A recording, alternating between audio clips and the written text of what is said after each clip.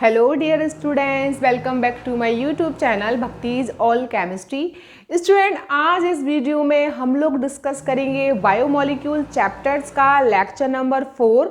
तो स्टूडेंट, हमने इससे पहले बायोमोलिक्यूल चैप्टर के 3 लेक्चर कंप्लीट कर लिए थे बच्चों।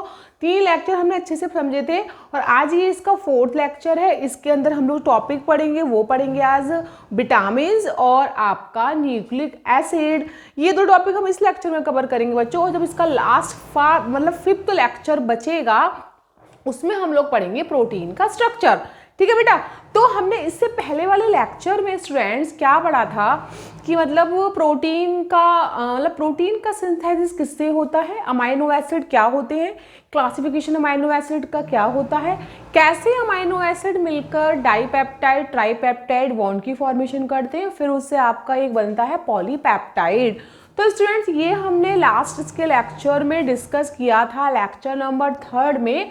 और आज हम लोग कर रहे हैं लेक्चर नंबर 4th। और लेक्चर नंबर जो 4th है ना हम लोगों का, इसमें हम लोग क्या पढ़ेंगे आज, विटामिन्स, जो कि मैंने ऑलरेडी यहाँ पे मेंशन कर रखी है। और हम पढ़ेंगे nucleic acid and type of nucleic acid, DNA and RNA का कंपोजिशन, उसका फंक्शन। तो ये हमारा होगा आज का लेक्चर। देखते हैं कि कितने टाइम लेता है हमारा ये लेक्चर। तो स्टूडेंट्स, स्टार्ट करते हैं हम लोग चैप्टर बायोमोलिक्यूल्स का। नेक्स्ट टॉपिक आपका पहला करेंगे स्टार्ट हम क्या, विटामिन्स। तो स्टूडेंट, सबसे पहले अगर हम बात करें विटामिन्स, ठीक है, विटामिन जो होती है ना, एक प्रकार के वो आपके केमिकल सब्सटेंस होते हैं जो आपकी बॉडी के लिए हमें क्या, जिनकी नीड होती है। अगर विटामिन की डिफिशियंसी हो जाए तो हमें कोई ना कोई डिसीज बॉडी में हो सकती है। ठीक है, तो कई सारे विटामिन होती हैं जो आपकी मतलब जिसको हमें मतलब अगर हमारे उनकी फॉर्मेशन हमारी बॉडी में अगर नहीं होती है तो उनको हम सप्लीमेंट के थ्रू बाहर से भी अपनी डाइट में लेते हैं, राइट। तो विटामिन्स का हमारी लाइफ में बहुत मोस्ट इम्पॉर्टेंट रोल होता है स्टूडेंट्स। तो इसीलिए विटामिन्स बहुत नेसेसरी है हमारी बॉडी के लिए। तो हमने इसलिए इस टॉपिक को हमने बायोमोलिक्यूल चैप्टर में क्यों पढ़ते हैं, क्योंकि विटामिन्स का सभी को बॉडी की नीड होती है, इसीलिए आपका बायोमोलिक्यूल चैप्टर में विटामिन्स को मेंशन किया गया है। तो हम ज़्यादा टाइम वेस्ट नहीं करेंगे। तो हमने देखो पहले ही मेंशन कर रखा है स्टूडेंट्स विटामिन्स के बारे में। और आई थिंक आपने विटामिन्स के बारे में क्लास 9 10th में ज़रूर पढ़ा होगा स्टूडेंट्स। आपको शायद कुछ बच्चों को याद भी होगा विटामिन्स के बारे में कि किसकी डिफिशियंसी से कौन सी डिसीज होती है, राइट बच्चों। तो सबसे पहले हम बात करते हैं भाई, विटामिन जो है आपकी 2 टाइप्स की होती है। एक आपकी होती है फैट में सॉल्युबल, एक आपकी होती है वाटर में सॉल्युबल। तो हमने विटामिन को जनरली 2 कैटेगरी में डिवाइड कर दिया है। एक हमने किया है इसको फैट में सॉल्युबल, दूसरा हमने किस में किया डिवाइड इसको वाटर में सॉल्युबल। जनरली हम लोग देखते हैं कि जो वाटर में सॉल्युबल विटामिन होती हैं वो vitamin B and vitamin C है। ठीक है, इन 2 विटामिन को हमने वाटर में सॉल्युबल कहा है। क्यों कहा है, देखिए नॉर्मली अगर हम सपोज दैट अगर हम लेमन को वाटर में ऐड करते हैं उसको हम, तो आपने देखा है कि लेमन जो होता है वो वाटर में अच्छे से ईजिली क्या घुल जाता है, उसमें मिल जाता है। तो वो आपका लेमन में क्या होता है, विटामिन सी। इसीलिए विटामिन सी और विटामिन बी आपका क्या है, वाटर में सॉल्युबल। लेकिन जो विटामिन फैट में सॉल्युबल होते हैं स्टूडेंट्स, वो कौन से होते हैं, vitamin A, vitamin D, vitamin E and vitamin के। ये 4 विटामिन आपके फैट में सॉल्युबल होते हैं। ठीक है, 2 विटामिन आपके वाटर में सॉल्युबल होते हैं। अच्छा, ये बात हमने समझ ली। अब इन 6 विटामिन की डिफिशियंसी से हमको कौन सी डिसीज होती है, इनके सोर्सेज क्या हैं, ये सब कुछ हम डिस्कस करेंगे यहाँ। ठीक है, तो सबसे पहले देखो बच्चों, हमने बड़ा कॉमन सा है, सबसे पहले विटामिन आपकी आती है विटामिन ए। ठीक है, तो विटामिन से आपकी जनरली होती है वो कहाँ मिलती है, इसका सोर्स क्या है, इसका सोर्स बच्चा fish liver oil and carrot, गाजर हो गया, पपीता हो गया, है ना, हरी सब्जियां हो गई, उसमें विटामिन से उसका सोर्स हो गया। तो इसकी डिफिशियंसी से हम बोलते हैं नाइट ब्लाइंडनेस। नाइट ब्लाइंडनेस क्या होता है, जैसी शाम होने वाली होती है ना, रात होने वाली होती है, तो आपको देखना कम हो जाता है, आपको थोड़ा धुंधला दिखता है, उसको बोलते हैं हम नाइट ब्लाइंडनेस, राइट। अच्छा, कि क्वेश्चन इसमें इतना इजी नहीं आएगा। क्वेश्चन विटामिन से ये आएगा बच्चों कि किस विटामिन का केमिकल नेम पूछेगा उसका। जैसे कि सपोज दैट विटामिन ए का नाम क्या है, रेटिनॉल, तो आपसे पूछेगा विटामिन ए का केमिकल नेम क्या है, तो रेटिनॉल।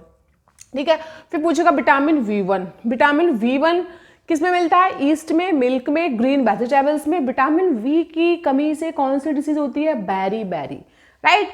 बेरी क्या है, लॉस ऑफ एपेटाइट, मतलब आपका ज़्यादा बॉडी में ज़्यादा ग्रोथ नहीं होना, वेट ज़्यादा इंक्रीज नहीं होना एज के साथ में। ठीक है, मसल्स की ज़्यादा ग्रोथ नहीं होनी, उसको बोलते हैं लॉस ऑफ एपेटाइट। मतलब बेरी बेरी को हम यही डिस्कस करेंगे कि बेरी बेरी की वजह से हमारा ज़्यादा डेवलपमेंट नहीं हो पाता मसल्स का, है ना, तो उससे हमारा क्या होता है वेरी वेरी। सेकंड हमारा आता है बेटा, इसका केमिकल नेम क्या होता है, thiamine, right. Vitamin V2, vitamin V2 का बेटा केमिकल नेम होता है राइबोफ्लेविन, ठीक है। आपको सबके केमिकल नेम याद रखने, क्योंकि यही पूछता है एग्जाम में आपके। राइबोफ्लेविन कहाँ मिलता है, milk, egg white, liver and kidney के टिश्यू होते हैं उसमें प्रेजेंट होता है। इसकी कमी से कौन सा रोग होता है बेटा, कौन सी डिसीज, इसे वो बोलते हैं चियोलॉसिस। चियोलॉसिस का मतलब होता है कि आपके जो माउस के कॉर्नर होते हैं ना, वो फटे फटे रहते हैं, ये यहाँ पर वाइट वाइट सा लगता है, ठीक है, तो उसको बोलते हैं हम क्या, cheilosis, fissuring at corners of mouth and lips, right. ये विटामिन V2 की वजह से होता है, ठीक है। नेक्स्ट विटामिन B6 आया, इसका नाम क्या है बेटा, पायरिडॉक्सिन। भाई आपको केमिकल नेम याद रखने हैं, ज्यादा विटामिन तो है नहीं, 6 विटामिन है ओनली। तो विटामिन V6 का नाम क्या है, पायरिडॉक्सिन। ये कहाँ मिलता है, ईस्ट में, मिल्क में, एग यॉक में। एग यॉक जो एग का येलो वाला पार्ट होता है ना, अंदर वाला सेंटर में एग यॉक, उसमें मिलता है आपका विटामिन V6। और इससे आपका होता है कन्वल्शंस। कन्वल्शंस से हम लोग कह सकते हैं, जैसे कभी कभी क्या होता है, हम लोग नॉर्मली अपने किसी पोस्चर में बैठे हुए थे, काफ़ी टाइम तक हम एक ही पोस्चर में बैठ जाएं, तो हमें एकदम हमारे ना ऐठन सी आ जाती है, मतलब जकड़ जाता है, मसल जकड़ जाती है, तो उसको वापस काफ़ी टाइम तक वो जकड़ी हुई रहती है, तो उसको हम झटके से एकदम सही करते हैं, उड़ते एकदम, तो उसमें क्या मसल्स में थोड़ा ना ऐठन, या उसको बोलते हैं जकड़ना, जकड़ जाती है मसल्स, तो उसी को बोल देते हैं हम कन्वल्सन्स, ठीक है। अच्छा नेक्स्ट हमारा आया बेटा विटामिन V12। देखो विटामिन V12 बड़ा फेमस विटामिन है बेटा, यहाँ से एक क्वेश्चन आपके क्लास 12 CBSE बोर्ड में इतनी बार आ चुका है, what is the chemical name of vitamin V12, ये बहुत आता है बेटा, तो इसका नाम याद कर लो। विटामिन V12 का केमिकल नेम है साइनोकोबालामाइन, और ये आपको ना बेसिकली इस नाम से आपको मेडिकल स्टोर पर भी मिल जाता है कि हमको विटामिन V12 साइनोकोबालामाइन दे दो, ठीक है। तो कहाँ मिलता है, ये मीट में, फिश में, एग में, कर्ड में, ठीक है। और इसकी कमी से कौन सा होता है डिसीज, एनीमिया। एनीमिया आपको ना किसकी, मतलब किसकी कमी हो जाती है, डिफिशियंसी, हीमोग्लोबिन बॉडी में कम बनने लगता है। बॉडी में हीमोग्लोबिन कम होगा, आरबीसी की, अब आरबीसी कम होगी बॉडी में, तो उससे हम क्या बोलेंगे, एनीमिया। किसकी कमी से होता है वो, विटामिन V12 की कमी से, राइट बच्चों। नेक्स्ट आया विटामिन C। विटामिन C सबको पता है, विटामिन C का केमिकल नेम होता है एस्कॉर्बिक एसिड। कहाँ मिलता है, ये सारे सिट्रस फ्रूट। सिट्रस फ्रूट कौन कौन होते हैं, जैसे आपका संतरा, जैसे आपका मौसमी, जैसे आपका आंवला, जैसे आपका लेमन, जितने सिट्रस फ्रूट है ना, सब में विटामिन C होता है। और उसका केमिकल नेम क्या है, एस्कॉर्बिक एसिड। और इसकी डिफिशियंसी से कौन सी डिसीज होती है, जिसको हम बोलते हैं स्कर्वी। स्कर्वी का मतलब क्या है बेसिकली, कि आपके जो गम्स होते हैं ना, गम्स, आपके गम्स में क्या होता है, आपको ब्लीडिंग आने लगती है। जैसे आप टूथपेस्ट करते हो तो आपके गम्स में ब्लीडिंग होनी शुरू हो जाती है, और एक गंदी सी स्मेल भी आती है आपकी इन ब्लीडिंग की वजह से, तो उसको हम बोलते हैं स्कर्वी। ये किसकी कमी से होता है, विटामिन C की कमी से। इसीलिए डॉक्टर कहते हैं कि आप विटामिन C की चीज़ें ज़्यादा खाओ, ताकि आपके टीथ क्या रहेंगे, हेल्दी रहेंगे, आपके गम्स हेल्दी रहेंगे। तो वो हमारा क्या हो गया, स्कर्वी इसकी वजह से होता है। नेक्स्ट बेटा आपका आता है विटामिन D। विटामिन D जो आपका होता है ना, वो आपका मेनली कहाँ मिलता है, मेनली हम लोग बोलते हैं विटामिन D की सिंथेसिस हमारी बॉडी में जब होती है, जब हम बिफोर 9 o'clock मॉर्निंग में सनलाइट में बैठते हैं, तो हमारी बॉडी में ना विटामिन D की सिंथेसिस होती है। तो वहाँ आपको क्या मिलेगा, विटामिन D। और विटामिन D का केमिकल नेम क्या है, कैल्सीफेरॉल। आपको ये याद रखना है, कैल्सीफेरॉल। कैल्सीफेरॉल का नाम, वो केमिकल कहाँ मिलता है, exposure to sunlight and fish में, राइट। इसकी कमी से कौन सा रोग होता है, रिकेट्स, हड्डियों का टेढ़ा मेढ़ा होना, पाँव टेढ़े हो जाना, मतलब रिकेट्स, सूखा रोग भी बोलते हैं इसको, ठीक है। नेक्स्ट आपका आया विटामिन E। विटामिन E का केमिकल नेम होता है टोकोफेरॉल। देखिए नाम मिलते जुलते हैं, D का कैल्सीफेरॉल, E का टोकोफेरॉल। और टोकोफेरॉल बेटा कहाँ मिलता है, जितनी भी आपके वेजिटेबल ऑयल है, अब लाइन से मैं सारे ऑयल गिनवा दूँ आपको, जैसे सोयाबीन का ऑयल हो गया, जैसे मूंगफली का ऑयल हो गया, ठीक है, जैसे आपका मस्टर्ड ऑयल हो गया, जैसे आपका कोकोनट ऑयल हो गया, जैसे आपका सूरजमुखी का ऑयल हो गया, जैसे आपका लास्ट एक होता है आपका जैतून ऑलिव ऑयल हो गया, जैसे आलमंड बादाम का तेल हो गया। मतलब जितने भी आपके सारे वेजिटेबल वाले ऑयल है ना, सबके अंदर विटामिन E मिलता है, ठीक है। या हमारा इसका हो गया। लेकिन इसकी कमी से क्या होती है, हमारी body muscular weakness, muscles weak हो जाती है, कमजोर हो जाती है, इसकी कमी हो जाएगी। तो ठीक है, लास्ट हमारा बचा बेटा, एक लास्ट बचा है विटामिन के। विटामिन के, विटामिन के का केमिकल नेम होता है नैफ्थाक्यूनॉन। नैफ्थाक्यूनॉन कहाँ मिलता है, ग्रीन वेजिटेबल्स में, हरे पत्तीदार सब्जियों में मिलता है। ठीक है, और इसकी कमी से होता क्या है, अगर आपकी बॉडी में विटामिन के की कमी हो जाए स्टूडेंट्स, तो जब आपको चोट लगती है ना, तो ब्लड क्लॉटिंग आपकी क्या होगी, आसानी से नहीं होगी। ठीक है, मतलब ये होगा कि अगर चोट लग जाए और ब्लड बहना शुरू हो जाए, अगर उसकी क्लॉटिंग नहीं होगी तो फिर ब्लड तो बहता ही रहेगा, फिर तो ब्लड काफ़ी निकल जाएगा ना। तो ये विटामिन के क्या करता है ना, जिससे हमें चोट लगती है ब्लड, तो ब्लड को रोक लेता है, उसकी क्लॉटिंग कर देता है, उसका मतलब क्लॉट कर देता है। तो वहाँ पर आपका थोड़ी देर ऑटोमेटिक, थोड़ी देर बाद ब्लड आपका बहना बंद हो जाता है। तो वो कौन करता है, विटामिन के। विटामिन के नहीं होगा तो आपको क्या होगा, इंक्रीज ब्लड क्लॉटिंग टाइम करता है ये। ठीक है, मतलब ब्लड क्लॉटिंग का टाइम बढ़ा देता है, ब्लड क्लॉटिंग ज़्यादा होने, मतलब वो ज़्यादा अच्छे से हो जाती है, फिर ब्लड बहना रुक जाता है। तो स्टूडेंट ये सारी बातें थी हमारी विटामिन्स के ऊपर। विटामिन्स को हमने क्लासीफाई किया, water soluble, fat soluble. Fat soluble का मतलब ये फैट जो हमारे बॉडी में फैट टिश्यू होते हैं ना, उनके नीचे आपकी प्रेजेंट होती हैं विटामिन्स। बाकी दो आपकी वाटर में सॉल्युबल होती हैं, बी और सी। उन सब का हमने सोर्सेज, उनकी डिफिशियंसी से क्या डिसीज है, उनका केमिकल नेम क्या है, वो हमने सारा इसके अंदर चार्ट के अंदर हमने सबको डिस्कस कर लिया स्टूडेंट। इसके बाद स्टूडेंट्स बायोमोलिक्यूल चैप्टर में आपका टॉपिक आता है न्यूक्लिक एसिड। ठीक है, न्यूक्लिक एसिड क्या होता है, कितने टाइप का होता है, ठीक है, ये पढ़ेंगे। तो अब इसको हम करते हैं रफ। तो पहले नॉर्मली हम जानते हैं कि न्यूक्लिक एसिड मतलब इसकी कंपोजिशन क्या है, न्यूक्लिक एसिड किस किस से मिलकर बना है। तो न्यूक्लिक एसिड बेटा आपका 3 चीज़ों से मिलकर बना होता है। एक आपका इसमें आपकी होती है पेंटोज शुगर, एक शुगर मॉलिक्यूल, प्लस आपका होता है इसमें नाइट्रोजीनियस बेस, और तीसरा इसमें बेटा होता है फॉस्फोरिक एसिड, है ना। तो इन तीनों के मिलने से आपका बनता है एक न्यूक्लिक एसिड। और न्यूक्लिक एसिड आपका 2 टाइप्स का होता है, एक डीएनए और एक आरएनए। ठीक है, 2 टाइप्स का होगा डीएनए आरएनए। फिर हम लोग पढ़ेंगे डीएनए आरएनए के बारे में, डीएनए आरएनए क्या होते हैं, उनके स्ट्रक्चर। ठीक है, तो अगला टॉपिक क्या है बेटा हमारे यहाँ पे, न्यूक्लिक एसिड। तो स्टार्ट करते हैं हम लोग। बेसिकली न्यूक्लिक एसिड आपका डीएनए आरएनए ही होता है, उसको हमने क्लासीफाई किया है 2 टाइप्स में, है ना, deoxy ribo nucleic acid and दूसरा राइबो न्यूक्लिक एसिड। तो बेसिकली डीएनए में आपकी क्या, देखो दोनों का सेम है, बट दोनों के थोड़ा सा नाइट्रोजीनियस बेस में एक डिफरेंस हो जाता है, बाकी दोनों आपके सेम ही रहते हैं बच्चा ये। ठीक है, डीएनए और आरएनए। तो हम देखेंगे डीएनए की फॉर्मेशन कैसे होती है, आरएनए की फॉर्मेशन कैसे होती है, कैसे डीएनए बनता है ना। तो ये सारी बातें हम लोग पढ़ेंगे इसमें। तो सबसे पहले हम इसमें नेक्स्ट टॉपिक अपना डालते हैं बेटा, कौन सा, न्यूक्लिक एसिड। राइट, हमने क्या डाला, न्यूक्लिक एसिड। ठीक है बच्चों, ये 2 टाइप्स का होता है, एक डीएनए, दूसरा आरएनए। ठीक है, अब न्यूक्लिक एसिड की कंपोजिशन क्या है, न्यूक्लिक एसिड किस किस से मिलकर बनता है। तो सीधी सी बात है बेटा, ये आपका किससे मिलकर बनेगा न्यूक्लिक एसिड, ये भी हम देख लेते हैं। यहाँ देखो, पहला हम देखते हैं यहाँ पर, एक तो बेटा इसमें आपका होता है एक पेंटोज शुगर। ठीक है, ये होता है इसके अंदर। दूसरा आपका इसमें क्या होता है बेटा, दूसरा आपका इसमें होता है नाइट्रोजीनियस बेस। और बच्चा तीसरा कौन सा होता है इसमें, फॉस्फेट। ये इन तीनों के मिलने से हमारा क्या बनता है बेटा, डीएनए और आरएनए। राइट, ये हमारा डीएनए आरएनए हो गए। अब बात ये आती है कि भाई पेंटोज शुगर कौन सा होता है, बेस कौन से होते हैं, इसमें कैसे फॉस्फेट का एडिशन होता है, किस कार्बन पे होता है।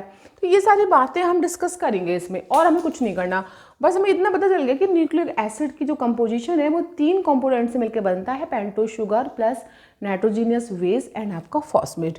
ये 3 मिलकर बनाते हैं आपका न्यूक्लिक एसिड।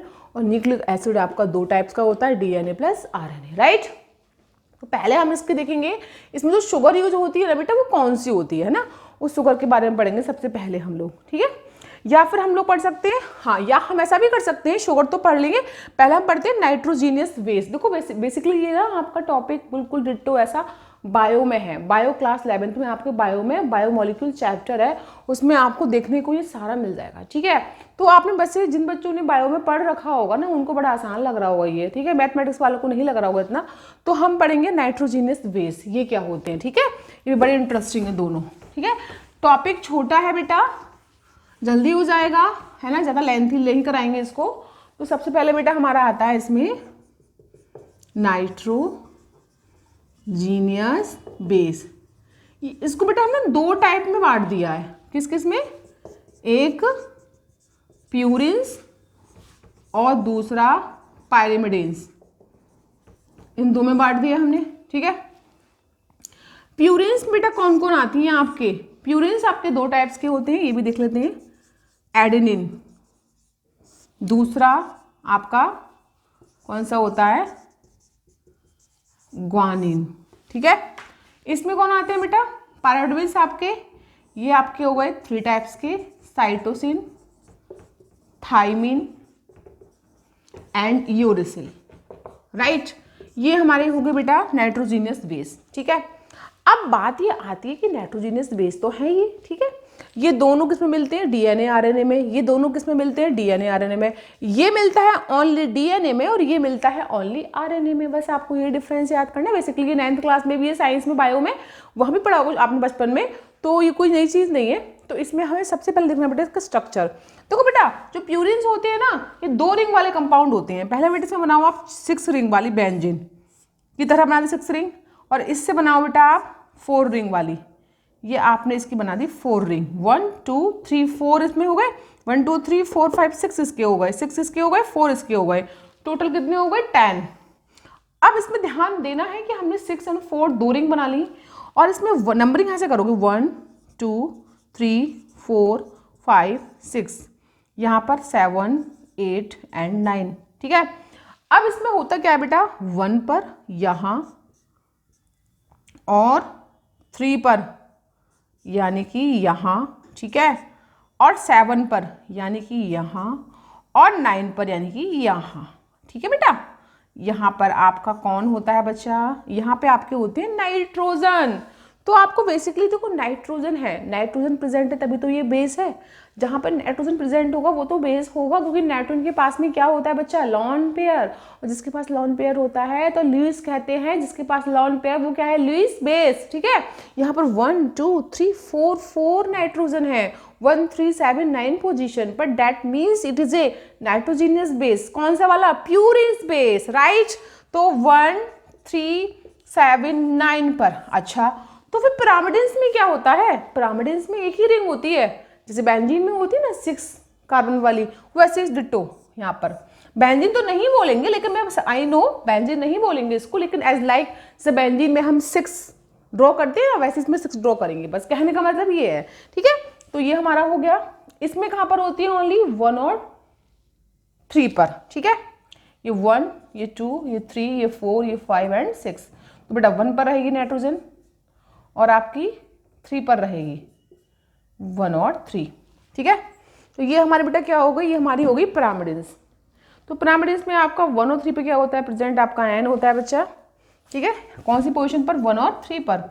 इसमें कौन आते हैं, साइटोसिन थाइमिन यूरिसिल, ये तीनों किस में आते हैं, पिरामिडिन्स में। एडेनिन ग्वानिन किस में आते हैं आपके, प्यूरिन्स में। इन दोनों का इसमें 2 रिंग होती है, इसमें 1 रिंग होती है, ठीक है, राइट। ये किस में मिलते हैं दोनों, ये दोनों ये डीएनए में भी मिलता है और आरएनए में भी। ये किस में मिलता है, डीएनए ऑब्लिक आरएनए, ये दोनों में मिलेगा। लेकिन ये बेटा ये ओनली डीएनए में मिलेगा और ये बेटा आरएनए में मिलेगा, बस यही डिफरेंस आपको याद रखना है और कुछ याद नहीं रखना है इसके अंदर, राइट बच्चा। ये हमारी हो गई कंप्लीट।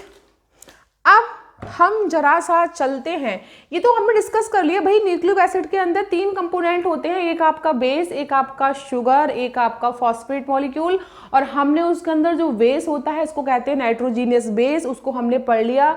दो पार्ट में डिवाइड कर लिया, ठीक है, प्यूरिन्स पिरामिडिन्स में। अब बात आती है शुगर की। शुगर कौन सी होती है इसमें? तो बेटा शुगर होती है इसमें 5 कार्बन वाली। जब हमने स्टार्टिंग में लेक्चर नंबर 2 पढ़ा था तो हमने वहाँ पर क्लासीफाई किया था ना शुगर को, लेक्चर नंबर 1 में।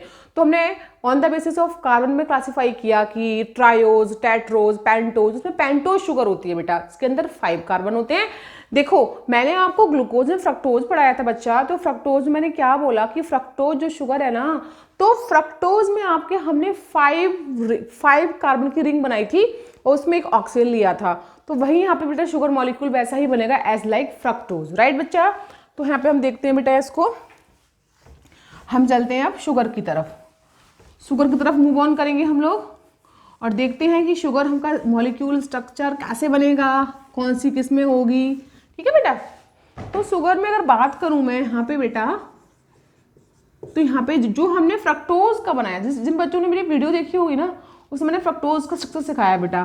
क्या था? बीच में ऑक्सीजन था, ये 5 वाली रिंग थी बेटा, ठीक है। अब इसमें जो शुगर होती है ना बेटा, वो होती है beta D ribose. Beta D ribose, beta D 2 deoxy ribose, 2 type की शुगर होती हैं।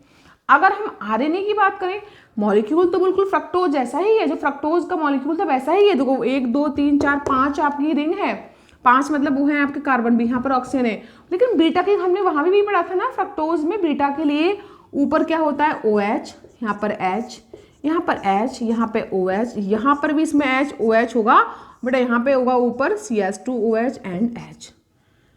अब डिफरेंस थोड़ा सा ये आया बेटा, ये क्या है?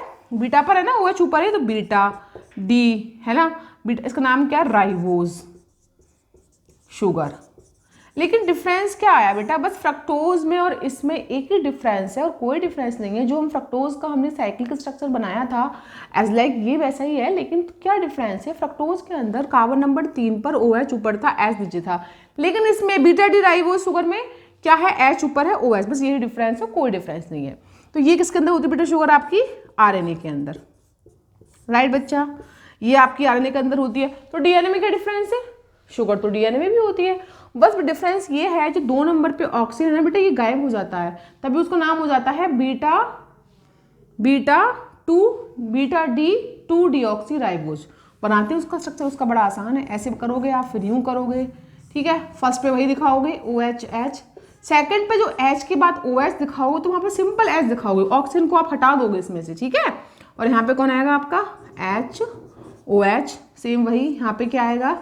CH2OH एंड H, ये आ गया, ठीक है। अब फाइनली हमने क्या देखा बच्चा यहाँ पे कि हमारा ये आ गया सब कुछ। अब यहाँ पे हमने सेकंड नंबर कार्बन पे जो OH था उसको हमने H में यहाँ से O हटा दिया, तो आपने O सेकंड नंबर कार्बन पे हटाया है ना, तो क्या आएगा? Beta D 2 deoxy ribose sugar. ये किसमें होती है बेटा? डीएनए के अंदर। ये किसमें थी? आरएनए में। देखो बेटा दोनों शुगर आपके सामने हैं, दोनों के स्ट्रक्चर मैंने बना दिए। दोनों शुगर प्रेजेंट होती है, एक डीएनए में होती है बेटा और एक आपकी क्या होती है? आरएनए में, राइट। That's clear. ये हमारा शुगर का स्ट्रक्चर हो गया। ये आरएनए में होती है, डीएनए में होती है, दोनों हमारी क्या है? Beta D ribose sugar. इसमें 2 नंबर पर डीऑक्सी लग जाएगा क्योंकि हमने ऑक्सीजन को हटा दिया, राइट। अब थर्ड इसमें बेटा आता है फॉस्फेट। फॉस्फेट इसमें हम ऐड करते हैं ना न्यूक्लिक एसिड में। फॉस्फेट का काम होता है बेसिकली, ये क्या करता है? इस स्ट्रक्चर के लिए ना एक निगेटिव चार्ज प्रोवाइड कराता है और एक एसिडिक करैक्टर क्रिएट कर देता है। अगर हम फॉस्फेट के मॉलिक्यूल को इस शुगर के साथ जब जोड़ देते हैं तो वो इस मॉलिक्यूल के लिए एक निगेटिव चार्ज प्रोवाइड कराता है और उसके अंदर एसिडिक करैक्टर आ जाता है उसकी वजह से, ठीक है। तो ये काम किसका होता है? फॉस्फेट का, ठीक है। तो हम इसको लिख सकते हैं कि फॉस्फेट का काम क्या है बेटा, तो वो इसका दिखा देते हैं हम लोग मेंशन करके। देन फिर हम स्टार्ट करेंगे इसमें कि भाई कैसे डीएनए मॉलिक्यूल की फॉर्मेशन होती है, राइट बच्चों। तो पहले हम देखते हैं फॉस्फेट क्या करता है। It provides negative charge and acidic character, ठीक है। किसके लिए? जो आप शुगर में ऐड कर रहे हो, शुगर मॉलिक्यूल के लिए, ठीक है, शुगर प्लस बेस जो आप में जोड़ोगे वो इसके लिए, ठीक है। ये इसका काम हो गया फॉस्फेट मॉलिक्यूल का। अब बात ये आती है बच्चों कि ठीक है, हमें पता है कि न्यूक्लिक एसिड में 3 चीज़ कंपोनेंट होते हैं, तीनों के बारे में हमने पढ़ लिया। अब बेसिकली न्यूक्लिक एसिड की फॉर्मेशन होती कैसे है, तो सबसे पहले इसमें हम 2 टर्म्स पढ़ेंगे जो कि बड़ी इंपॉर्टेंट्स हैं। वहाँ पर क्वेश्चन आपका बायो में भी आता है, कभी कभी केमिस्ट्री में भी आ जाता है। एक बार टर्म्स हमारी होती है न्यूक्लियोसाइड। अब आपसे पूछेगा what do you mean nucleoside, तो बेटा न्यूक्लियोसाइड का मतलब होता है जब आप शुगर प्लस बेस को ऐड करोगे तो आपका बनेगा यहाँ पर न्यूक्लियोसाइड। तो इसमें शुगर कौन सी लोगे, अगर डीएनए का केस है तो 2-डीऑक्सीराइबो शुगर लोगे, आरएनए का केस है तो आपका बीटा-डीराइबो शुगर लोगे, और बेस कौन सा लोगे, बेस वही लोगे या तो प्यूरिन या पिरामिडिन्स, दोनों में से कोई बेस जुड़ेगा, ठीक है। तो वो हम उसको दोनों को ऐड करेंगे तो हमारा क्या बनेगा बेटा, न्यूक्लियोसाइड। तो यहाँ पर हम लोग क्या ले रहे हैं, न्यूक्लियोसाइड में हम आपको शुगर ले लें बेटा, सपोज दैट हम आरएनए की शुगर ले लेते हैं, ले लो शुगर आरएनए की, ठीक है बेटा। यहाँ पे हमारा आया बीटा के लिए OH ऊपर, H नीचे, सेकंड पे H OH, थर्ड पे H OH, फोर्थ पे CH2OH एंड H, ठीक है। अब इसके साथ में मैं बेस को ऐड करूंगी। अब ध्यान ये देना है बेटा कि जो आपका बेस है ना वो कहाँ पर, किस नंबर कार्बन पर ऐड होगा, भाई वही तो मैंने आपको देखना है। आपको मेन क्या देखना है कि किस नंबर ऑफ कार्बन पर ऐड होगा। तो आप क्या बोलोगे, फर्स्ट, ये आपका फर्स्ट कार्बन है, ये सेकंड है, ये थर्ड है, ये फोर्थ है, देन ये फिफ्थ है, ठीक है। तो ये हमारा फर्स्ट कार्बन है, ये सेकंड कार्बन है, ये वाला सेकंड। तो फर्स्ट वाले कार्बन पे होगा क्या बेटा, कोई आपका बेस आएगा, ठीक है, और बेस यहाँ पर आके लिंक बना लेगा, एक इससे जुड़ जाएगा। अब बेस में भी आपको क्या देखना है, अगर आपका जो बेस यहाँ ऊपर N9 कार्बन से जुड़ा है, अगर बेस N9 से जुड़ेगा तो बेटा आपका होगा क्या, प्यूरीन होगा, क्योंकि हमने पढ़ा था प्यूरीन में फर्स्ट 3 7 9 दोनों चारों होते हैं नाइट्रोजन। तो अगर N9 से जुड़ेगा तो प्यूरीन होगा, और अगर N1 से जुड़ेगा तो प्यूरीन भी हो सकता है, पिरामिडिन भी हो सकता है, दोनों चीज़ हो सकती हैं। तो ये चीज़ आपको ध्यान रखने की, जब हम किसी बीटा डीराइबो शुगर के साथ 1 नंबर कार्बन पर हम बेस को जोड़ते हैं, और बेस कौन होते हैं, प्यूरिन पिरामिडिन। तो बेस का अगर N number of 9 carbon nitrogen से जब ऐड, सॉरी कार्बन नहीं नाइट्रोजन, जब 9 नंबर नाइट्रोजन से आप बेस को ऐड करोगे फर्स्ट कार्बन पर, तो वो आपका क्या होगा बेटा, यहाँ पर प्यूरिन, ठीक है, प्यूरिन्स होंगे। और अगर ये N1 होगा तो बेटा 1 के लिए क्या होगा, प्यूरिन भी हो सकता है एंड पिरामिडिन भी हो सकता है बच्चा, दोनों हो सकता है ये, ठीक है। तो दोनों होगा, प्यूरिन और पिरामिडिन, ठीक है। तो ये एक आपको बात याद रखनी है कि भाई प्यूरिन होगा N9 पर, पिरामिडिन होगा N1 पर, और ये राइबो शुगर है। तो ये जब ये बेस भी प्यूरिन या पिरामिडिन जब बेस एक इसके पास जुड़ने को आएगा फर्स्ट कार्बन पे, तो कौन सी लिंक बनाएगा, इस लिंक को बेटा हम बोलते हैं ग्लाइकोसिडिक लिंकेज, राइट बच्चा। तो ये एक कहानी हो गई। तो आप लिख सकते हो C1 अगर N1 और C1 N9 दोनों से जुड़ेगा तो दोनों से बेटा कौन सी लिंक बनाएगा, आपकी ग्लाइकोसाइडिक लिंकेज बच्चा, राइट बच्चा। तो कितना अच्छा है ना, हमने पढ़ लिया nucleoside. What do you mean nucleoside, nucleoside जब किसी हम शुगर को नाइट्रोजीनियस बेस से जोड़ेंगे, लेकिन शुगर के फर्स्ट नंबर ऑफ कार्बन को हम नाइट्रोजीनियस बेस को जब ऐड करेंगे, वो नाइट्रोजीनियस बेस का H और फर्स्ट कार्बन का OH मिलके वाटर को निकालेगा, और दोनों के बीच में जो लिंक बनेगी वो कौन सी बनेगी, अगर N9 होगा तो प्यूरिन होगी, N1 होगा तो पिरामिडिन होगी, और इनके बीच जो लिंक बने उसे बोलेंगे हम ग्लाइकोसाइडिक लिंकेज। ये तो कहानी हो गई न्यूक्लियोसाइड की। अगला हमारा आता है न्यूक्लियोटाइड। तो टाइड में थोड़ा सा डिफरेंस है बच्चा, कोई खास नहीं है। उसमें क्या होगा बेटा, बस एक फॉस्फेट मॉलिक्यूल और ऐड हो जाएगा, मतलब शुगर और आपका बेस तो रहेगा ही रहेगा, और साथ में क्या होगा, आपका फॉस्फेट मॉलिक्यूल भी इसमें क्या हो जाएगा बच्चा, आपका ऐड हो जाएगा, ठीक है। तो फाइनली आपने देखा न्यूक्लियोटाइड क्या होगा बेटा, इसमें base plus sugar plus phosphate molecule, ठीक है, ये आपका होगा इसमें base plus sugar plus phosphate molecule. जब ये तीनों जुड़ेंगे तो क्या बनाएंगे, न्यूक्लियोटाइड, और कुछ नहीं करना बेटा, ठीक है। अब बात याद है मैम, आपने ना बेस को तो शुगर के फर्स्ट कार्बन पे जोड़ा था, तो फॉस्फेट को कहाँ जोड़ोगे ना, तो देखते हैं हम इसको। ये हमारा है शुगर का मॉलिक्यूल। फिलहाल हम आरएनए की शुगर ले रहे हैं, ठीक है, डीएनए का नहीं ले रहे हैं, बात वही किसी का ले लो। फर्स्ट पे बीटा है तो OH, H नीचे H OH, और थर्ड पे क्या होगा बेटा, यहाँ पे थर्ड पे हमारे यहाँ पे होगा H OH, और यहाँ ऊपर फोर्थ पे CS2OH एंड H, राइट। ये हमारा हो गया, ठीक है। अब फाइनली इसमें मैंने फर्स्ट पे क्या जोड़ा, फर्स्ट कार्बन पे वेज जोड़ दिया, ठीक है, जुड़ गया। तो अभी ये न्यूक्लियोसाइड है, इस टाइम मुझे बनाना क्या है, न्यूक्लियोटाइड। तो मैं क्या करूंगी, इस फिफ्थ वाला, देखो फिफ्थ वाला कार्बन दिख रहा है ना आपको, ये है, यहाँ तक 4 हो गया, फिफ्थ कार्बन ये है। इस फिफ्थ कार्बन से अब देखो CS2OH के पास OH है, और जो फॉस्फेट मॉलिक्यूल आएगा उसका H होगा, वाटर निकल जाएगा, तो फाइनली बेटा इस पर क्या जुड़ जाएगा, आपका PO, है ना, P इसको दिखा दो ऐसे करके O, यहाँ पर O, है ना, और ये आपका हो गया माइनस माइनस माइनस। यानी हमने फॉस्फेट मॉलिक्यूल को किस पे जोड़ दिया बेटा, PO4 का होल थ्राइस किस पे जोड़ दिया, -3। ये पूरा मॉलिक्यूल हमने 5 नंबर कार्बन CH2 से जोड़ दिया बेटा। ये हमारा बन गया स्ट्रक्चर किसका, ये बेस हो गया, ये शुगर हो गई, ये फॉस्फेट हो गया, ये बेस आपका वही हो गया, प्यूरिन पिरामिडीन, तीनों मिलकर क्या बना रहे हैं, न्यूक्लियोटाइड। ये बेटा हमारा हो गया न्यूक्लियोटाइड। अब देखो बच्चों, न्यूक्लियोटाइड ही तो बनाते हैं आपका DNA RNA का मॉलिक्यूल। अगर कई सारे न्यूक्लियोटाइड आपस में जुड़ जाएं और जुड़कर एक पॉलीन्यूक्लियोटाइड की चेन बनाएंगे, और पॉलीन्यूक्लियोटाइड की चेन 2 मिलकर आपस में बनाती हैं DNA का मॉलिक्यूल। तो कहने का मतलब है कि DNA की जो यूनिट है ना, वो आपकी क्या है, पॉलीन्यूक्लियोटाइड।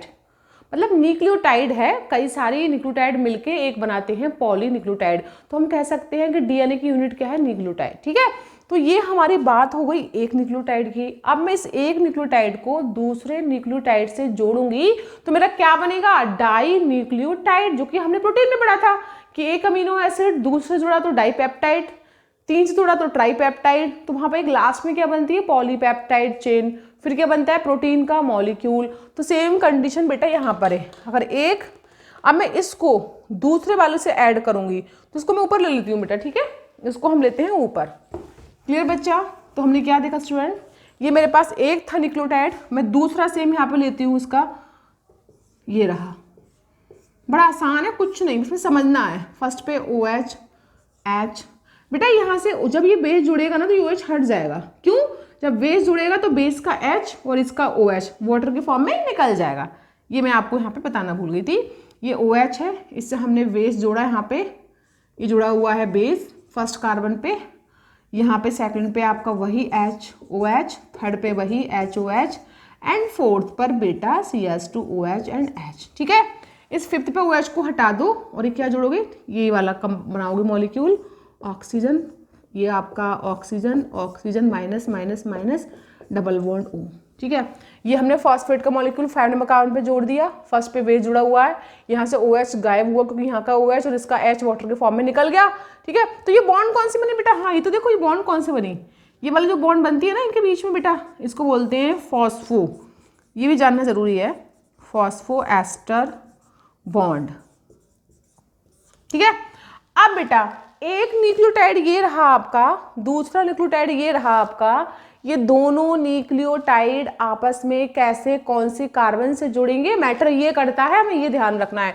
तो ये फर्स्ट वाला जो न्यूक्लियोटाइड है ना बेटा, इसका जो फॉस्फेट मॉलिक्यूल है ये, राइट, ये इसके थर्ड, फर्स्ट सेकंड, दूसरे न्यूक्लियोटाइड के थर्ड वाले इस OH यानी इससे जुड़ जाएगा बेटा, इससे जुड़ेगा, फाइनली इसका H और इसका OH वाटर के फॉर्म में निकल जाएगा, और दोनों के बीच में यहाँ पे ऑक्सीजन आ जाएगा, इन दोनों के बीच में ये O आ गया, है ना, और दोनों के बीच में O आ गया और एक लिंकेज बन गया। इस लिंकेज को हम लोग क्या बोलते हैं बेटा, फॉस्फोडाई एस्टर बॉन्ड, जो कि हमारे एक न्यूक्लियोटाइड का जो फॉस्फेट मॉलिक्यूल था वो दूसरे न्यूक्लियोटाइड के कार्बन नंबर 3 से बॉन्डिंग कर रहा है, उस कंडीशन में इसका OH, इसका H जो होगा वाटर के फॉर्म में निकल जाएगा और दोनों कार्बन नंबर 5 का फॉस्फेट, उसका कार्बन नंबर 3, 5 और 3 के बीच में एक लिंकेज बन जाएगा जिसको बोलेंगे फॉस्फोडाइएस्टर बॉन्ड। पूछ सकता है what do you mean by phosphodiester bond, कहाँ बनता है ये? तो आप बोलोगे जब एक न्यूक्लियोटाइड दूसरे न्यूक्लियोटाइड से जुड़ता है ना, तो उसका कार्बन नंबर 5 का फॉस्फेट दूसरे न्यूक्लियोटाइड के कार्बन नंबर 3 से बॉन्डिंग कर लेता है, वाटर मॉलिक्यूल निकल जाता है और फाइनली फॉस्फोडाइएस्टर बॉन्ड की फॉर्मेशन हो जाती है। तो बेटा ये हमारा दोनों जुड़ गए आपस में, इसको हम क्या बोलेंगे? Dinucleotide. ये बेटा हमारा डाई न्यूक्लियोटाइड का मॉलिक्यूल बन गया बेटा। और ऐसे ही कई सारे न्यूक्लियोटाइड मिलकर, हमेशा याद रखना इसमें जो ब्रांचिंग होगी वो 5 और 3 कार्बन की होगी, 5 3 5 3। तो इस वाले 5 की एक 5 नंबर कार्बन दूसरे के 3 नंबर कार्बन से आपकी ब्रांचिंग करेगा और फाइनली आपका एक बड़ी सी चेन बन जाएगी जिसको हम लोग बोलते हैं बेटा पॉलीन्यूक्लियोटाइड। तो एक पॉलीन्यूक्लियोटाइड की चेन बनेगी 5 3 पे, जो आपका ये इसका कॉम्बिनेशन होगा 5 3 पे। तो उस पॉलीन्यूक्लियोटाइड की 2 चेन आपस में मिलकर क्या बनाएंगी? DNA का मॉलिक्यूल। तो ये बेटा हमारी एक बात हो गई, ये हमने डिस्कस कर लिया कि कैसे आपका बनता है डाइन्यूक्लियोटाइड और कैसे फिर आपका बनता है आपका लास्ट में पॉलीन्यूक्लियोटाइड। ठीक है, तो पॉलीन्यूक्लियोटाइड का मतलब क्या है? ये एक आपकी इसे एज लाइक हो गया पॉलीसैकेराइड्स, यानी ये पॉलीमर ही तो है भाई। न्यूक्लियोटाइड क्या है? इसका पॉलीमर है ना भाई। न्यूक्लियोटाइड, कई सारे न्यूक्लियोटाइड मिलकर क्या बनाते हैं? पॉलीन्यूक्लियोटाइड। तो मतलब ये पॉलीमर हो गया और इसका मोनोमर क्या है? न्यूक्लियोटाइड। तो वही चीज़ हमें लिखनी है बेटा। देन इसके बाद हमारा थोड़ा इसका पढ़ेंगे, डिस्कस करेंगे हम DNA कहाँ मिलता है ना, और उसके बाद फिर हम थोड़ा सा पढ़ेंगे RNA। देन हमारी ये हो जाएगी फिनिश। ठीक है, तो बेटा इसमें हम लोग क्या देखेंगे कि भाई जो पॉलीन्यूक्लियोटाइड हमारी चेन बनी है वो एज लाइक किसकी तरह होती है? पॉलीन्यूक्लियोटाइड्स की चेन हमारी होती है बेटा पॉलीसैकेराइड की तरह। ठीक है, इसको हम क्या कह सकते हैं? पॉलीसैकेराइड्स। एंड दूसरा नाम क्या हो सकता है इसका? पॉलीमर। पॉलीमर भी कह सकते हैं, राइट बच्चा? पॉलीमर तो है ना बेटा ये, क्योंकि आगे बढ़ पॉली लग गया भाई। कई सारे न्यूक्लियोटाइड मिलके क्या बना रहे हैं? पॉलीन्यूक्लियोटाइड। तो पॉलीमर तो अपने आप ही हो गया ना ये, और इसको पॉलीसैकेराइड भी कह सकते हैं, राइट बच्चा? ये एक इसकी बात हुई खत्म। ठीक है, उसके बाद जो इसमें आपका न्यूक्लिक एसिड है ना, उसके अंदर वो तो बताइए, मैं आपको नहीं लिखा रही भाई। न्यूक्लिक एसिड का मतलब ये उसके अंदर नाइट्रोजन, हाइड्रोजन, कार्बन, ऑक्सीजन, ये सब चीज़ें होंगी। नाइट्रोजन, ऑक्सीजन, कार्बन, हाइड्रोजन, ये तो होनी है, और फॉस्फोरस भी होगा। तो ये सारे कंपोनेंट भी, फॉस्फोरस भी आ गया, कार्बन भी आ गया, नाइट्रोजन भी आ गया, ऑक्सीजन भी आ गया, हाइड्रोजन भी आ गया। तो ये तो सारे आपके एलिमेंट होने है न्यूक्लिक एसिड के अंदर। इस पे शुगर भी है, इसके पास बेस भी है और आपके पास फॉस्फेट भी है। तो वो तो मैं नहीं लिखा रही, लिखा ही देती हूँ कि ये पॉलीन्यूक्लियोटाइड जो जिससे मिलके हमारा DNA का मॉलिक्यूल बनता है, तो ये पॉलीन्यूक्लियोटाइड आपको मिलता कहाँ है स्टूडेंट्स? ठीक है, कहाँ मिलेगा, कैसे मिलेगा? तो हम लिखेंगे इसको found in nucleus. Found in nucleus में मिलता है। अब आप बोलो मैडम न्यूक्लियस कहाँ मिलता है? भाई न्यूक्लियस क्या? सेल के अंदर। हम लोगों ने 9th क्लास में प्लांट सेल, एनिमल सेल में कितना डिफरेंस पढ़ा है। तो सेल जो होती है ना, सेल में क्या होता है? सेल के अंदर न्यूक्लियस होता है और आपका क्या होता है? मतलब माइटोकॉन्ड्रिया हो गया, ठीक है, राइबोसोम्स हो गया। तो सेल के अंदर मिलता है न्यूक्लियस, और न्यूक्लियस में कौन मिलता है बेटा? Polynucleotide, right? काम क्या होता है इसका? ये भी देखना है हमें, काम क्या है ना। तो काम इसके लिखेंगे हम लोग help in transfer the information. Help in transfer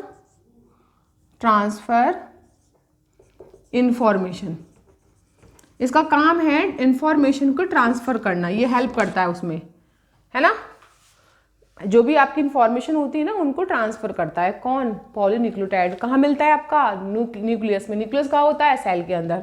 तो ये एक बेटा बात हो गई इसकी। ठीक है, अब ये हमने देखा कि DNA का मॉलिक्यूल जो होता है, अब ये न्यूक्लियोटाइड, अब देखो ये पॉलीन्यूक्लियोटाइड जो हमने एक चेन बनाई है ना भाई, कई सारे न्यूक्लियोटाइड मिलके क्या बना रहे हैं? पॉलीन्यूक्लियोटाइड। तो पॉलीन्यूक्लियोटाइड की चेन क्या बनाती है? DNA और RNA मॉलिक्यूल। अगर पॉलीन्यूक्लियोटाइड की 2 चेन आपस में पैरेलली ऐसे मिलेंगी तो बनाएंगे DNA का मॉलिक्यूल, और अगर सिंगल चेन होगी तो बनाएगी RNA का मॉलिक्यूल। बस हमें यही पढ़ना है, ठीक है बेटा। तो ये DNA और RNA 2 की फॉर्मेशन करता है। डीएनए क्या होता है आपका? डबल चेन बनती है बेटा इसमें, किसकी? पॉलीन्यूक्लियोटाइड की डबल चेन बनेगी, डबल स्टैंडर्ड बोलेंगे इसको, ठीक है। तो ये हमारा हो गया डबल स्टैंडर्ड,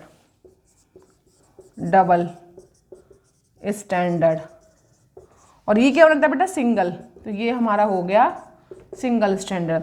तो बेटा डीएनए जो होता है ना, डीएनए के अंदर क्या होती है बेटा? हाइड्रोजन बॉन्ड प्रेजेंट होती है।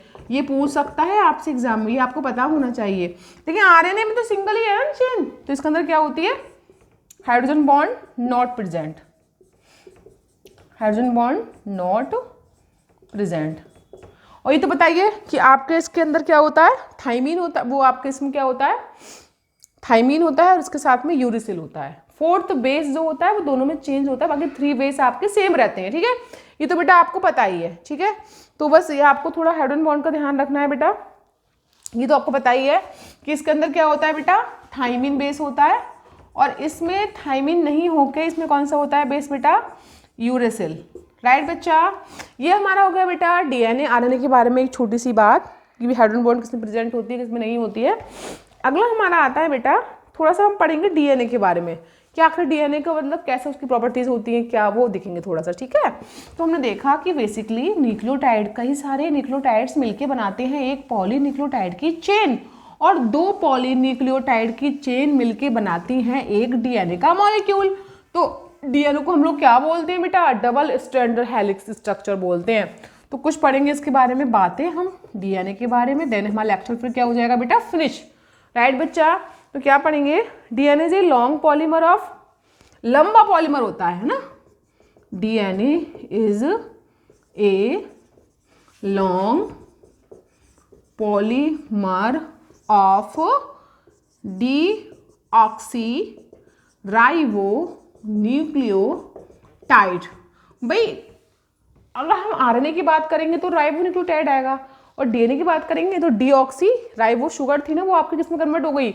न्यूक्लियोटाइड में, क्योंकि इसमें आपका शुगर के संग वेट जुड़ गया बेटा, और फॉस्फेट मॉलिक्यूल जुड़ गया, देन क्या बन गया? Deoxy ribo nucleotide. तो एक डीऑक्सी राइबो न्यूक्लियोटाइड कई सारे मिल के एक पॉलीमर, एक पॉली न्यूक्लियोटाइड की चेन बनाते हैं, तो वही हमारा क्या होता है? डीएनए बन जाता है, ठीक है। वही बात मैं आपको समझाना चाह रही थी, ठीक है। दूसरी बात क्या है बेटा? जो लेंथ होती है ना डीएनए मॉलिक्यूल की, वो डिपेंड करती है उससे कितने नंबर ऑफ न्यूक्लियोटाइड्स के पेयर जुड़ रहे हैं, ठीक है। तो the length of DNA molecule, ठीक है, इज डिपेंड अपॉन द, ठीक है, नंबर ऑफ न्यूक्लियोटाइड्स पेयर्स, ठीक है बेटा। ये हमारी एक बात खत्म हो गई। अच्छा, उसके बाद कहानी आती है बेटा आपकी, कैसा होता है बेटा? ये डबल में डबल चैन होती है ना, तो डबल हेलिक्स स्ट्रक्चर होता है ये, ठीक है बेटा। ये एक बात खत्म हो गई। अच्छा, इसमें जो बेस होते हैं ना, वो कैसे जुड़े होते हैं वो भी हम देख लेते हैं। देखो बात, एडेनिन जो होता है ना बेटा, एडेनिन जुड़ा किससे होता है? बोलो। एडेनिन जुड़ा होता है थाइमिन से इसके अंदर, और साइटोसिन किससे जुड़ता है? ग्वानिन से, है ना। तो ये इसका बेटा कॉम्बिनेशन होता है एडेनिन थाइमिन से, और ग्वानिन किससे जुड़ेगा बेटा? ग्वानिन जुड़ेगा साइटोसिन से, बस। तभी तो हम जो देखते हैं ना, वो जो हमारे आपने पढ़ा होगा बार्सन क्रिक का डबल हेलिक्स मॉडल इन वायो, एक ऐसे करके चेन आ रही होती है, यूं 2 पॉलीन्यूक्लियोटाइड चेन आपकी आ रही होती है, उनके बीच में adenine thymine guanine cytosine adenine thymine triple bond, adenine thymine के बीच में डबल बॉन्ड होती है, ग्वानिन साइटोसिन के बीच में ट्रिपल बॉन्ड होती है, और ये आपस में हाइड्रोजन बॉन्डिंग करते रहते हैं, और फाइनली एक आपका डीएनए का मॉलिक्यूल बन जाता है। तो वो चीज मैं आपको यहाँ बताइए बेटा, ठीक है। ये एक बात हो गई डीएनए के बारे में। अब हम लोग पढ़ेंगे किसके बारे में? आरएनए के बारे में, ठीक है, राइट बच्चा। The last topic of this lecture RNA, then video आपकी फिनिश, क्योंकि ज़्यादा लंबी वीडियो हो जाती है तो आप लोग देख नहीं पाते हो, है ना। वही देख रहे हैं हम लोग बेटा आज। नेक्स्ट बेटा हमारा है आरएनए। आरएनए में क्या डिफरेंस है? आरएनए बस बेटा इसमें ना पॉलीन्यूक्लियोटाइड की एक ही चेन बनती है, डीएनए में 2 बनती हैं, उसमें आपकी डीऑक्सीराइबो शुगर होती है, इसमें आपकी राइबो शुगर होती है। तो आरएनए क्या है? सिंगल चेन का, है ना। तो क्या लोगे? RNA is second type of nucleic acid. क्या लिखोगे? RNA is a second type of nucleic acid. RNA कैसा है? सेकंड टाइप का न्यूक्लिक एसिड है बेटा, राइट बच्चा, ठीक है। कहाँ होता है बेटा? It is found in nucleus में तो मिलता है डीएनए की तरह, एंड ऑल्सो कहाँ मिलेगा बेटा? ये साइटोप्लाज्म में भी मिलेगा आपका, मतलब सेल के अंदर न्यूक्लियस भी होता है, साइटोप्लाज्म भी होता है, तो न्यूक्लियस में भी मिलेगा और साइटोप्लाज्म में भी मिलेगा। कौन? आरएनए मॉलिक्यूल, ठीक है, as well as in cytoplasm, है ना, एज एंड ऑल्सो साइटोप्लाज्म में मिलेगा बेटा। और कहाँ मिलेगा? माइटोकॉन्ड्रिया में भी मिलेगा बेटा। ये देखो डीएनए तो खाली आपका न्यूक्लियस में मिल रहा था, लेकिन आरएनए न्यूक्लियस में भी मिलेगा, आपका साइटोप्लाज्म में मिलेगा, माइटोकॉन्ड्रिया में भी मिलेगा बेटा, ठीक है। और कहाँ मिलेगा फिर? राइबोसोम्स में मिलेगा, राइबोसोम्स, प्लास्टेड्स में मिलेगा, मतलब इन सब में मिलेगा आपका। कौन बेटा? बोलो कौन? आरएनए मॉलिक्यूल, राइट बच्चा, बात समझ में आ गई।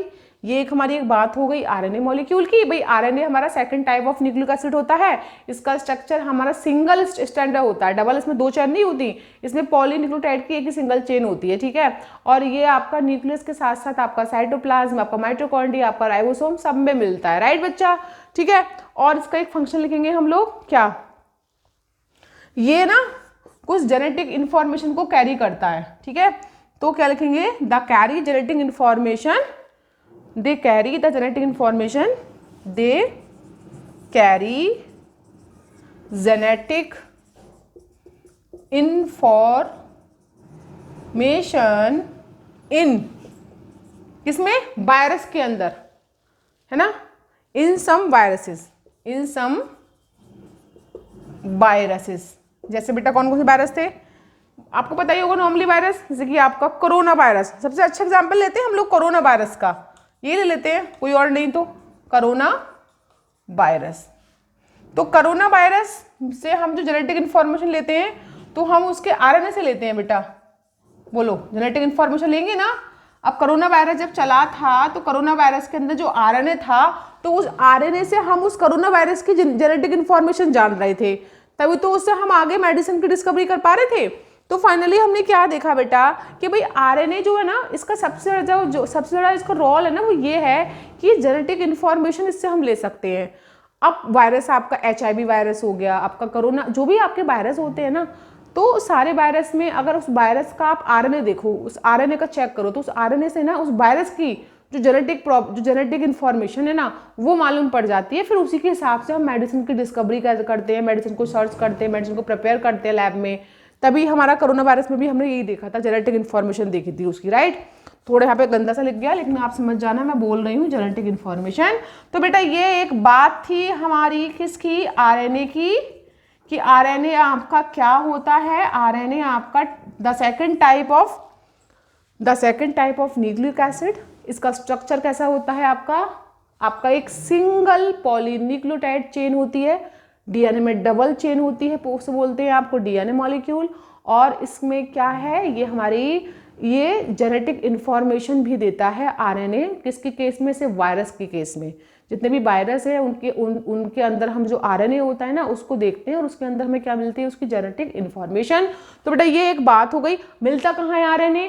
देखो डीएनए सिर्फ न्यूक्लियस में मिल रहा था, आरएनए आपका न्यूक्लियस के साथ साथ साइटोप्लाज्म, राइबोसोम्स, प्लास्टेड, माइटोकॉन्ड्रिया सभी में मिल रहा है, राइट। तो ये एक बात हो गई आरएनए की। तो स्टूडेंट्स इस चैप्टर का बस मैंने ये आपका इसका मतलब इस लेक्चर में हम आज इतना ही पढ़ेंगे। डीएनए पढ़ लिया हम लोगों ने, आरएनए पढ़ लिया स्टूडेंट्स। इसका बस एक लास्ट लेक्चर और बचा है बेटा, उसमें मैं कराऊंगी आपको प्रोटीन क्या है और प्रोटीन की जो स्ट्रक्चर है primary, secondary, tertiary and quaternary, वो कैसे उनकी फॉर्मेशन होती है, बस मुझे ये पढ़ना है इसके लास्ट लेक्चर में 5 में। बाकी बेटा इसमें ना एक छोटा सा टॉपिक है हार्मोन्स, बड़ा इजी सा टॉपिक है हार्मोन। तो हार्मोन को तो आप उसको एनसीईआरटी में खुद से रीड कर सकते हैं, बायो पढ़ सकते हैं, मैंने नहीं कराया है हार्मोन, तो वो आप सेल्फ कर लेना। Basically hormone is chemical enzyme होते हैं, तो वो हमारी बॉडी में जो आपकी ग्लैंड्स होती है ना, एंडोक्राइन एक्सोक्राइन ग्लैंड, वो हार्मोन का सिक्रीशन करती हैं। तो आपकी सबसे बड़ी जो ग्लैंड होती है बॉडी में लिवर होती है, ठीक है। फिर आपकी ग्लैंड होती है मास्टर ग्लैंड, जिसको बोलते हैं पिट्यूटरी ग्लैंड बोलते हैं, राइट। यहाँ पे आपकी एक होती है थायराइड ग्लैंड। तो हर ग्लैंड आपका हार्मोन का सिक्रीशन करती है, ये आप नॉर्मली खुद से रीडिंग कर लेना थोड़ा सा। मैंने हार्मोन टॉपिक नहीं कराऊंगी चैप्टर के अंदर, आसान सा बायो में है। और सबसे पहले मैंने आपको एक अच्छा सा इंटरेस्टिंग बताया था मतलब हार्मोन के बारे में, कि एक आपका जो इंसुलिन हार्मोन है वो अपने आप में एक प्रोटीन का मॉलिक्यूल भी है, और उसके अंदर 51 अमाइनो एसिड होते हैं, वो एक्सेप्शन है प्रोटीन का एक, और वो हार्मोन भी है। और उसका सिक्रीशन कौन करता है, पैनक्रियाज की बीटा ग्लूकागॉन सेल करती हैं। और इंसुलिन हार्मोन का वर्क होता है कि आपकी बॉडी में जो ग्लूकोज शुगर है उसको ब्रेक करती है, उसको कन्वर्ट कर देती है एनर्जी में, है ना। तो वो हमारा वर्क होता है इंसुलिन हार्मोन का स्टूडेंट्स। तो ये हमारा आज इस वीडियो में हम इतना ही पढ़ेंगे डीएनए आरएनए के बारे में। और नेक्स्ट उसका एक लास्ट वीडियो बेटा और बचा है, उसमें पढ़ेंगे हम प्रोटीन के सारे स्ट्रक्चर। देन ये हमारा बायोमॉलिक्यूल चैप्टर पूरा फिनिश हो जाएगा। तो आई होप स्टूडेंट्स कि आपको समझ में आया होगा। अगर कोई डाउट, कोई क्वेरी, कोई क्वेश्चंस हो तो आप कमेंट सेक्शन में पूछ ही सकते हैं। बाकी इसका बस एक लास्ट वीडियो बचा है, वो मैं जल्दी लेकर आऊँगी, देन चैप्टर हमारा फिनिश हो जाएगा। इसके बाद शायद हम लोग स्टार्ट करेंगे चैप्टर कोई फिजिकल केमिस्ट्री का ही स्टार्ट करेंगे, क्योंकि फिजिकल में आपका गैसेस स्टेट के भी 3 ही लेक्चर हुए हैं, तो वो भी अब आपको कंप्लीट कराना है मेरे को। फिर उसके बाद आपका इक्विलिब्रियम चैप्टर है आपका फिजिकल में, वो भी नहीं कराया मैंने, वो भी कराऊंगी। तो हम देखते हैं फिजिकल में क्या पढ़ेंगे। तो आज के लिए स्टूडेंट्स इतना ही काफ़ी है, इसको रिवाइज करना अच्छे से। अब मिलेंगे आपसे इसी चैप्टर के लास्ट टॉपिक लास्ट वीडियो के साथ नेक्स्ट वीडियो में। आज के लिए इतना ही काफ़ी है। Bye bye, thank you.